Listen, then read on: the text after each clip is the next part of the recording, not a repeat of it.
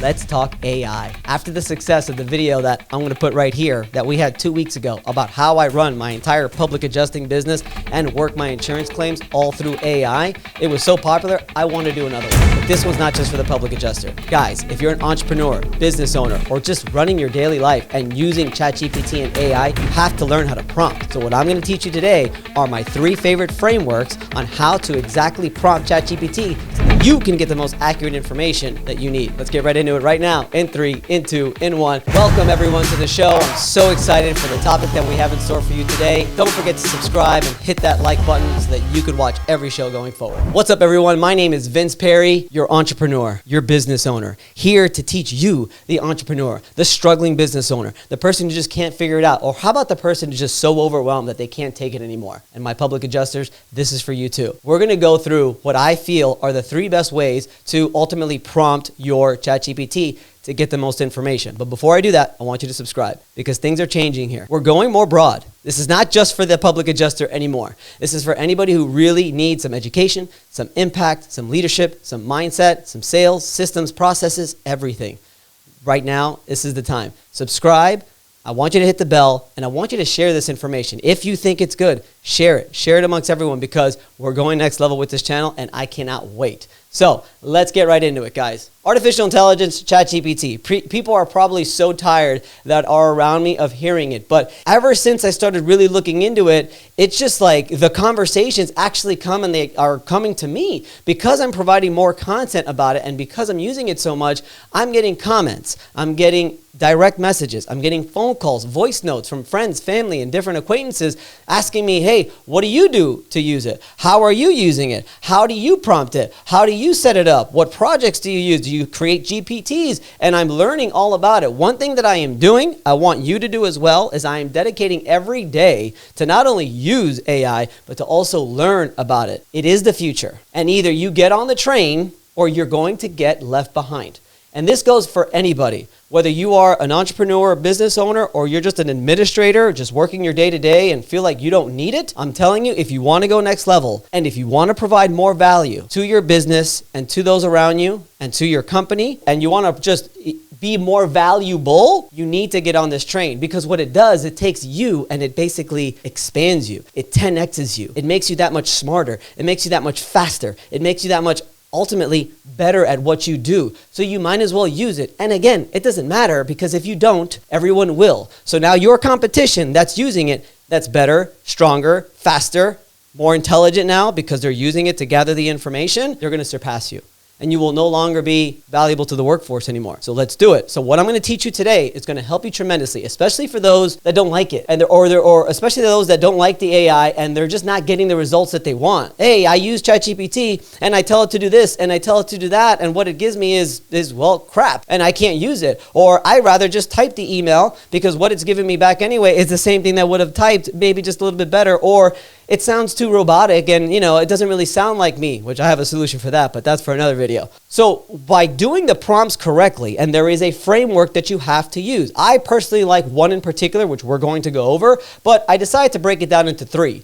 Okay, now there's more than 3. If you could just look up prompt frameworks, you'll probably find it, or you could ask ChatGPT and it'll find it for you. But these are my favorite 3, okay? These are the 3 that I really think can get you the information back that you're looking for, okay? So, all right, without further ado, let's get right into it. So to make your life easier, we're going to break down these 3 frameworks into acronyms, okay? It's the easiest way to do it because then you'll never forget it, and then it'll be a lot easier when you're actually giving your prompt, going through the acronym, and then giving it the prompt that it needs to give. So let's start with the first one, all right? So the first one is RACE. That's right, RACE.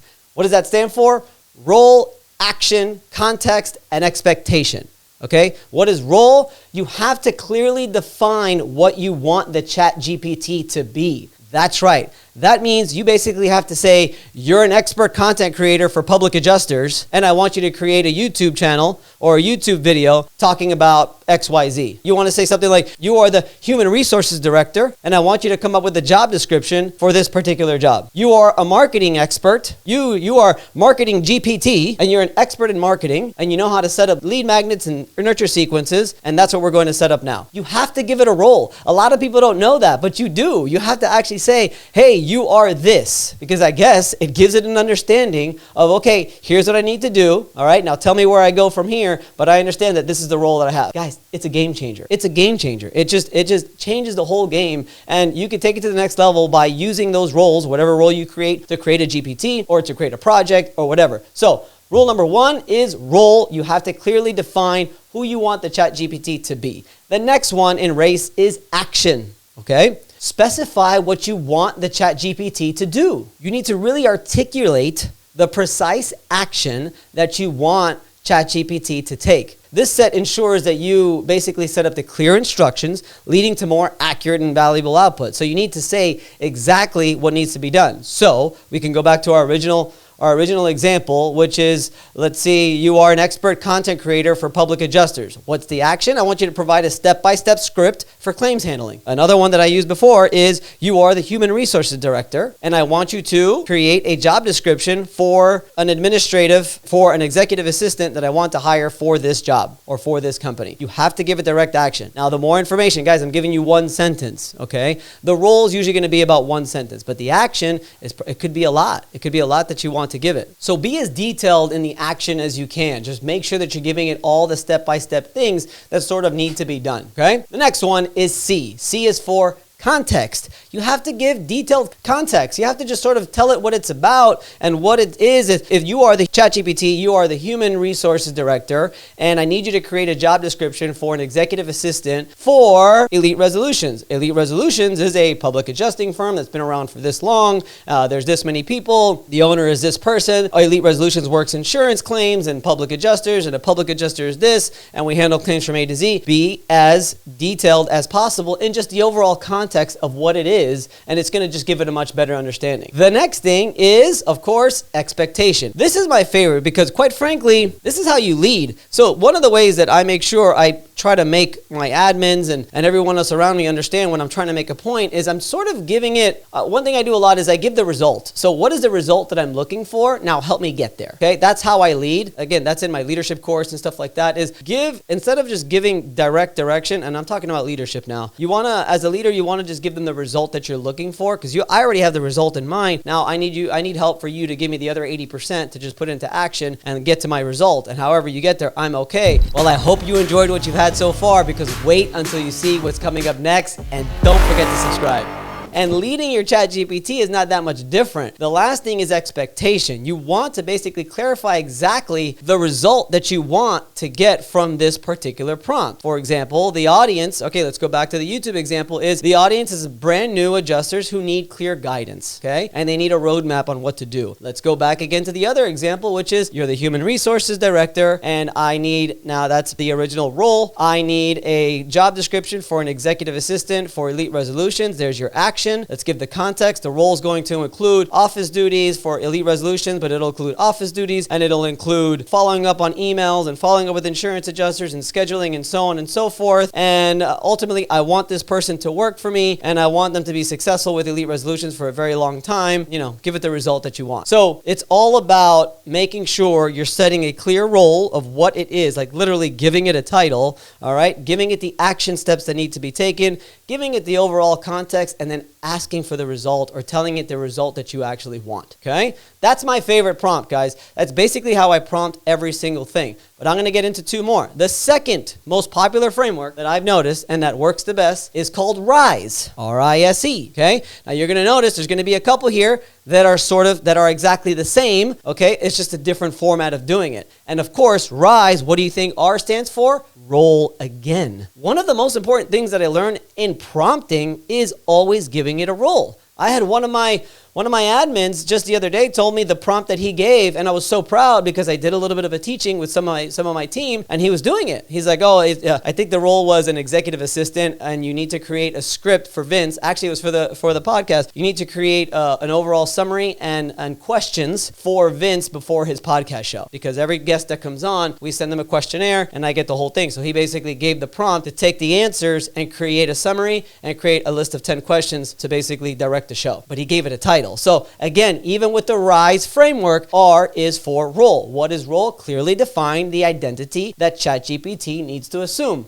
Of course, it is the marketing director, human resources director, whatever it is. Next one is input, okay? Specify relevant background information to inform responses, okay? Give it as much information as possible. That's why the voice to text feature, when you are using AI, is the best thing that you can do. Now, if you don't have voice to text on your computer, well, you need to download it. It's actually in your computer software somewhere. You're gonna ask ChatGPT where to find it, and that's how I did it, and then I found it. So now I got a little microphone button that floats with me basically everywhere that I go on my computer screen. However, if you don't have that, or you don't have a microphone for whatever reason, you can also just go on the ChatGPT app or Claude, or I'm sure Perplexity, but I have Claude as well. You click the microphone button, and honestly, the voice to text on ChatGPT is second to none. You give the prompt, you press enter, whatever pops out, you go to your computer, you press refresh, and it will be there. My point is, if you want to give it as much input as possible, which the more input you give it, the better the result will be. Give it as much information, and it's much easier to give the input that you need if you use the voice to text so you can get all the information that you want in return. The next one is one I don't use enough, but I think could be very beneficial because I see it over and over again. The S stands for steps. That means basically a step-by-step approach. Tell them exactly what you want.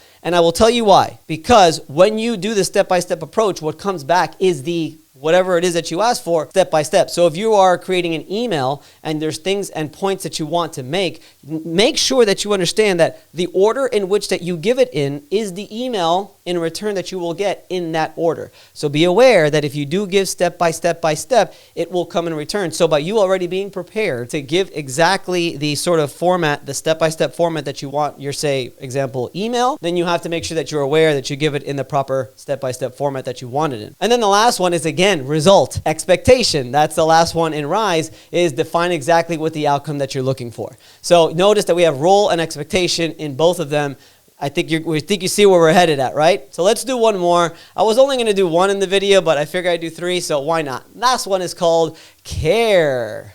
Again, you're going to notice some of the same things, but care, I decided I wanted to pick one without role, but it's context, action, result, and example, all right? But we do have context, and we have action in there again, and we have result in there, and then we have example. So you see what we're getting at, right? Context is what? Just clearly describe the scenario and the background of what's going on so you can inform ChatGPT and have a good understanding. Instead of context, I would also say, or along with context, whatever it is that you're doing, if there's any documentation or PDFs that are sort of, that will give it even more context, that's the best thing that you can do. So in the insurance claims industry, we get a lot of letters from the insurance company. We get denials, we get estimates, we get proofs of loss, we get letters, and all kinds of stuff. If you really want to give the ChatGPT a lot of context, you upload those letters. Upload them, I would suggest, one at a time, and have it give you a summary. Then upload another one, have it give you a summary, because what it's doing is learning. Now it's got all the context that it needs. And then the next one, again, is result, is you want the desired outcome. And then the E for care is example. Maybe you could provide an illustrative scenario to guide the response. At the end of the day, in conclusion, okay, so we got three, right? I gave you three. You could pick whichever you want. You could mix and mingle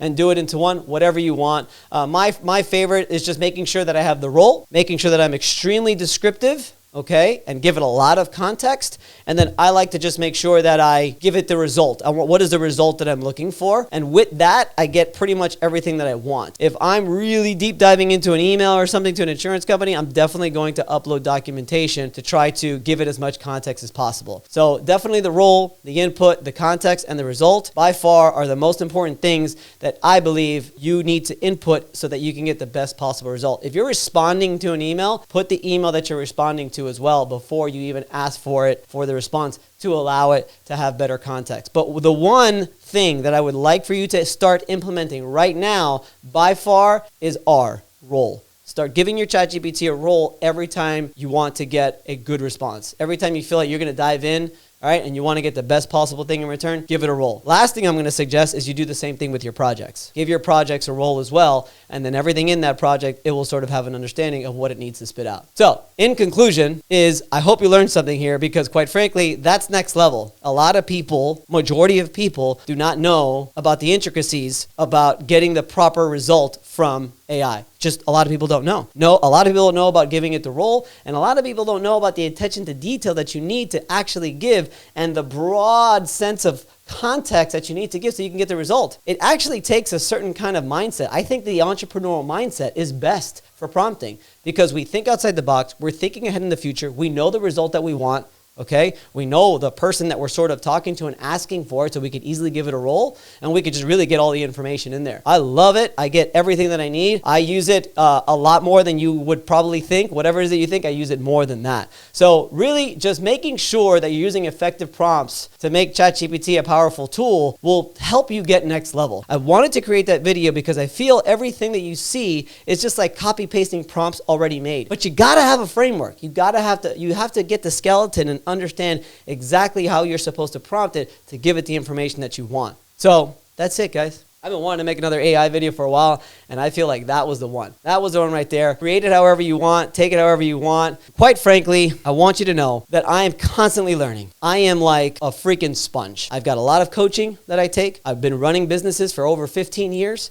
and more businesses to come. I am constantly educating myself, and I'm constantly doing everything I can to lead and make impact to everyone around me. So quite frankly, if you are one of those people that are ready to take your business and yourself and your life and everything to the next level, guys, there's a link to my mastermind. You're going to want to get in this thing because I'm telling you, if you want to 10x, and I hate to use that term sometimes because it's very overused, but if you just want to expand yourself so that you could ultimately just go next level and be the 10.0 version of yourself, I want you to hit me a message. All right, you could download the free guide that we left here, okay? You could go ahead and click the link to get into the mastermind. We could set up a one-on-one call. But whatever it is, guys, I want you to just, get in my circle. You need to get in here. I'm telling you, you won't be disappointed. So reach out to me, send me a DM on Instagram, whatever it is, if you want to be committed to your success and to everyone around you, to be the one in your family and in your group of friends, hit me up. Let's go. Let's have a conversation. Let's set up a one-to-one and join the mastermind because I'm telling you, it's next level. Subscribe to the channel, share it with everyone,